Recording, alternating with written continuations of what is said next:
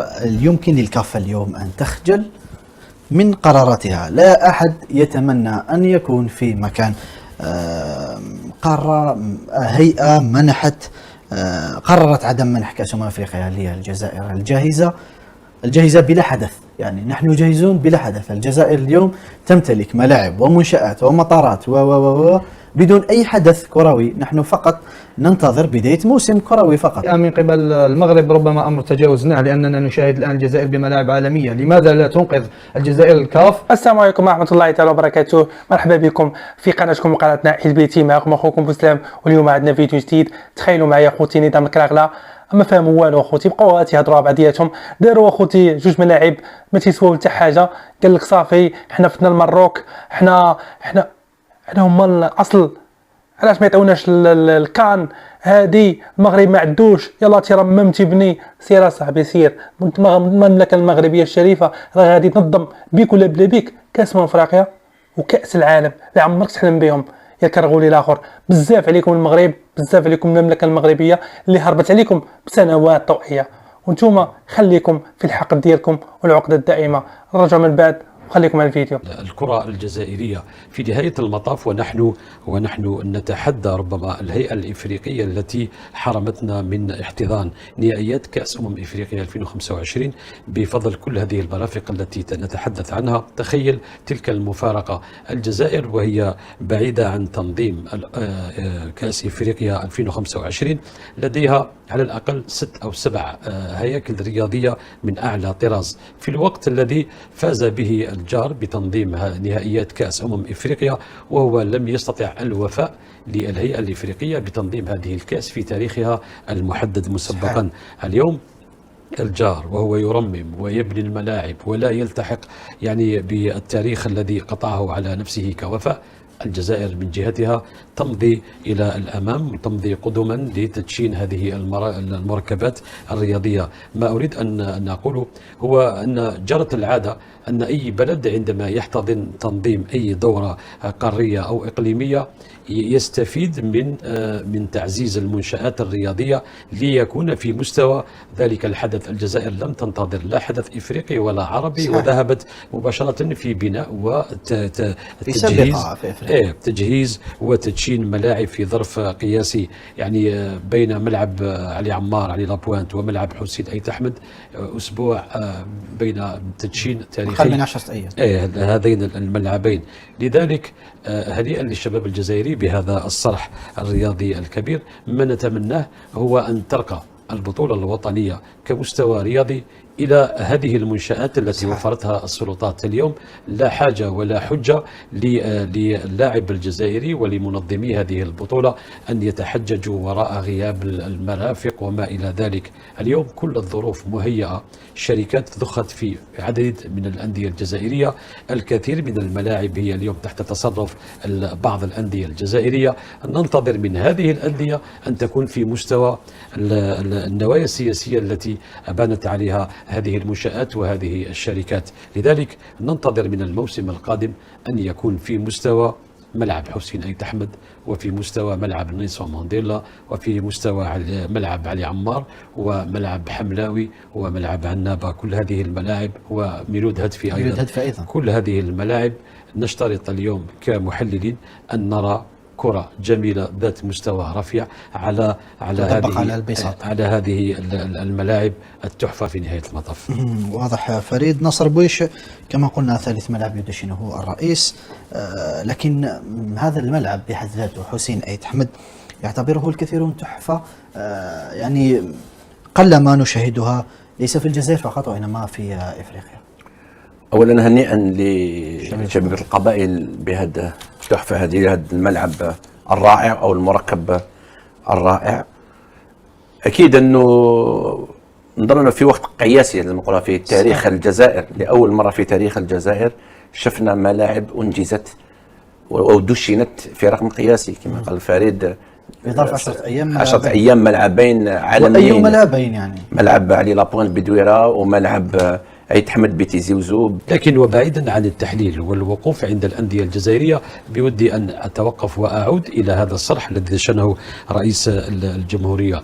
لقد يعني صفعنا هذه الهيئة المختطفة منذ عدة أشهر أو منذ سنة عندما نظمنا الشان، وكان أرقى شان في تاريخ القارة الإفريقية بشهادة كل المسؤولين. وقد حضر حضر أعضاء هذه الهيئة المختطفة إلى الجزائر، بدليل أن رئيس الكونفدرالية الإفريقية لكرة القدم استطاع أن يحضر مباراتين مختلفتين في يوم واحد بفضل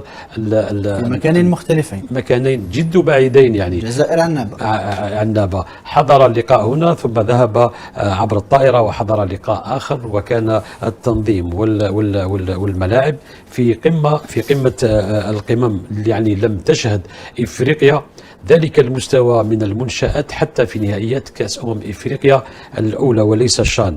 لذلك ما حصل بعد ما دعونا هؤلاء وعاينوا بأعينهم ما تختزله الجزائر من منشآت رياضية راقية، ماذا حصل في نهاية المطاف يا عماد؟ سوف ألخص لك الصورة بصورة ربما هزلية.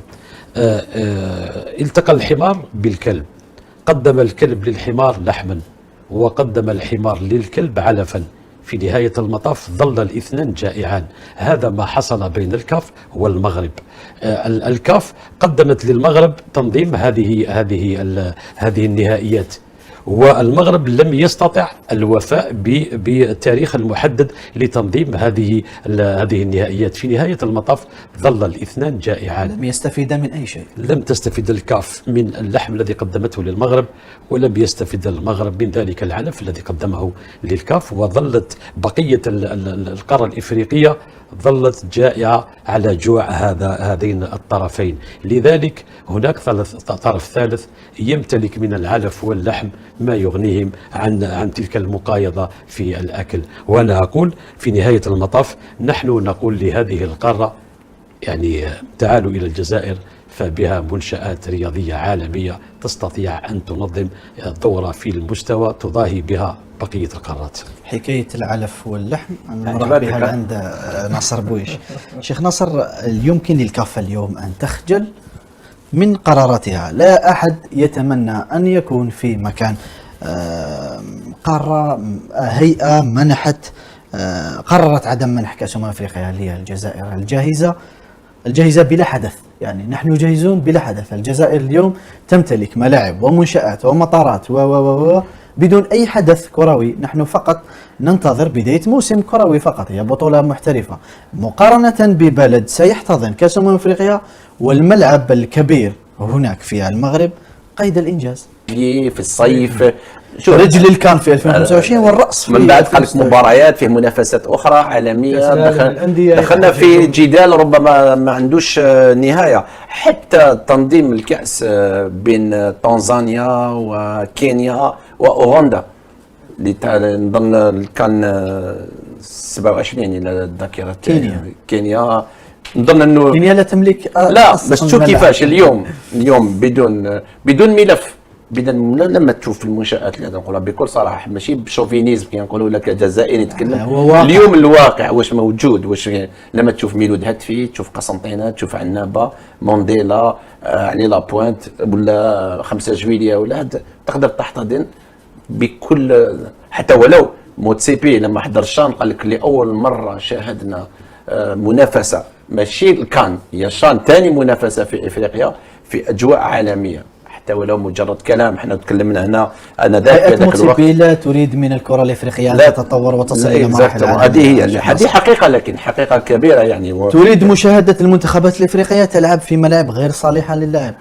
تريد من المنتخبات الافريقيه ان تعيش يعني كابوس في البلد الذي سينظم كاس. لا هو يقول في الطوغو ماذا حصل، شفنا في الكاميرون، شفنا لما الاعلام العالمي يتكلم على ربما اشياء غريبه، يقول لك هذا هما الاجواء الافريقيه لازم تتاقلم معهم. لا، كره القدم تطورت. انا شفنا اليورو، انا شفنا كوبا امريكا باش حسنوا جابوا منتخبات من خارج الكونميبول تاع الكونكاكاف باش يشاركوا، باش يزيدوا يرفعوا من المستوى. الناس تتطور ونجحوا اكيد. لما تشوف هو كما نقولوا ريبيتيسيون تاع كاس العالم. شفنا اجواء رائعه في كوبا امريكا. نظن هذه حل من الحلول. لما تشوف انت بلد اليوم مثل الجزائر والحمد لله اللي عندها ملاعب مثل هذه ومفخره لينا احنا ديجا محليا. لهذا اقول لك انا الاهم انا لي هو رفع مستوى الكره الجزائريه المحليه، من بعد نشوفوا كيفاش نقدروا ندخلوا في اجواء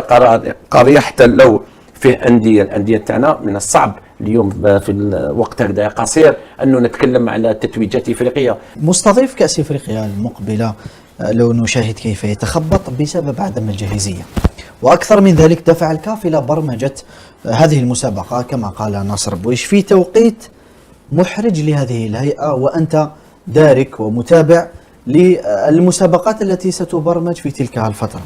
بالمقابل شاهدنا معا ما الذي تحوزه الجزائر من منشآت عالمية. من العيب ومن المخجل ومن المخزي أن تتصرف هذه الهيئة بكل أو تتخذ كل هذه القرارات، وما الذي نشاهده اليوم منافي تماما لما خرجت به الكاف. أولا الجزائر جاهزة منذ بطولة الشان عماد.